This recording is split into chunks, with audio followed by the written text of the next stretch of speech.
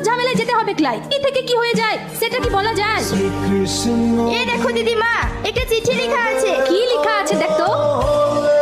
আমার ছেলেকে সাপে কেটেছে, কেউ যদি আমার ছেলেকে ভালো করতে পারে আমি তাকে নগদ 10 লক্ষ টাকা ও কিছু সোনাদানা পুরস্কার দেব। ইতি সোনাডাঙ্গার জমিদার। তোরা সবাই সরে দাঁড়া। এ তো অসম্ভব, এ তো কাল লাগে নিতে টেনশন করা। এ বিষ যে তুলবে তার গলা দিয়ে রক্ত উঠতে মারা যেতে পারে। আমি তোকে বিষ তুলতে দেবো ক্লাই। আমি বেদ কন্যা আছি বটে, সাপের বিষ তোলাই আমার কাম। দিদিমা তুই আমাকে বাধা দিবি ক্লাই। সেই রোগীর বিষ তুলে আমি যদি মরেও যাই তাহলে নিজেকে সার্থকতা মনে করব এই বেদের ঘরে জন্ম নিয়ে। এই মেয়েরা চুলের বাঁধন খুলে দে আর হাতে মুঠ থাকলে ছেড়ে দে।